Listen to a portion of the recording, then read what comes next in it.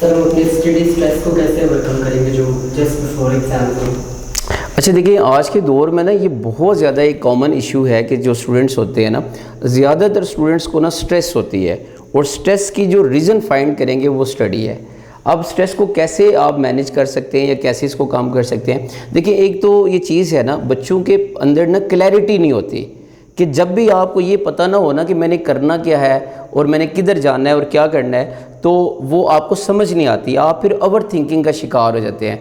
बहुत सारी सोचें ना आपके माइंड में आना शुरू हो जाती हैं। अब लेट्स सपोज मैं आपको ये बताऊं कि अगर आप कहीं पे जा रहे हो सर्दियों में, ठीक है, और आप किसी मेन रोड पे हो और आगे धुंध हो, तो क्या आपकी गाड़ी की स्पीड तेज़ होगी?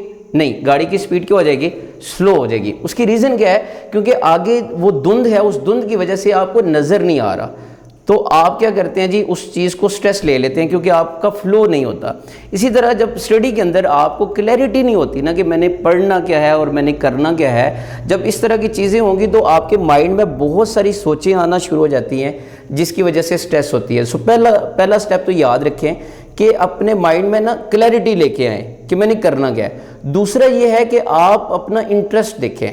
आज का प्रॉब्लम ये है कि आज का जो स्टूडेंट है वो ट्रेंड को फॉलो करता है कि स्कोप ज़्यादा किस चीज़ का है, मुझे किस फील्ड में जाना चाहिए, वो ट्रेंड को फॉलो करता है। देखिए कि मतलब मुझे किसी कज़न ने कहा कि मेडिकल के अंदर ज़्यादा स्कोप है तो मुझे मेडिकल में जाना चाहिए। इसी तरह अगर कोई कहता है कि जी इंजीनियरिंग का ज़्यादा स्कोप है तो मुझे इंजीनियरिंग में जाना चाहिए। जब भी बच्चा ट्रेंड को फॉलो करेगा, खुद उसका उस चीज़ के अंदर इंटरेस्ट नहीं होगा, ज़ाहिर है जब इंटरेस्ट नहीं होगा तो दिल नहीं लगेगा, तो दैट्स वाई वो बच्चा क्या करता है जी, स्ट्रेस में चला जाता है। तो दूसरा स्टेप आपने याद रखना है कि आपने ट्रेंड को फॉलो नहीं करना। आपने क्या करना है, अपने इंटरेस्ट को देखना है कि आपका इंटरेस्ट किस में है, आप किस काम को शौक से करते हैं, दिल से करते हैं। और जो भी काम आप दिल से करेंगे आप खुश होके करेंगे, और जब खुश होके करेंगे आपको कोई स्ट्रेस नहीं होगी।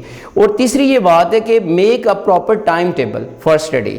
अब ये 24 आवर्स जो है, अगर आप हर वक्त पढ़ाई के बारे में सोचते रहेंगे या पढ़ाई के बारे में आप लगे रहेंगे और हर वक्त पढ़ते रहेंगे, तो जाहिर सी बात है कि आपका माइंड के जो पैटर्न्स हैं जब वो चेंज नहीं होंगे, जब वो सेम रहेंगे, तो आपको हर वक्त जब स्टडी के बारे में फ़िक्र होगी तो आपको स्ट्रेस होगा स्टडी का। तो इसका सिंपल हल ये है कि आप अपने पूरे दिन के अंदर कोई ऐसा टाइम टेबल बना लें कि मैंने इस टाइम टेबल में मैंने स्टडी करना है, और वो जो 3 से 4 घंटे हैं वो खूब टिका के आप मेहनत करें। उसके बाद जो बाकी टाइम है उसमें आप अदर एक्टिविटीज़ भी कर सकते हैं।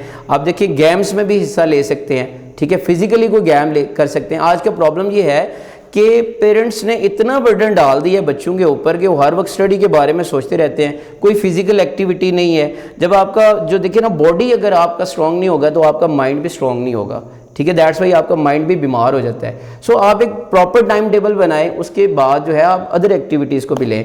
और लास्ट ये बात है, देखिए हमेशा याद रखिएगा, जब भी आप इस नीयत से पढ़ेंगे कि आपके इतने नंबर आ जाएं या ज़्यादा नंबर आएँ, आप बेशक तैयारी करें ना करें, हर वक्त आपकी तैयारी भी हो, फिर भी आपको एक टेंशन होगी कि मेरे 1100 में से 1000 नंबर आने चाहिए, और जब तक वो नंबर नहीं आएंगे तब तक आप स्ट्रेस में रहेंगे।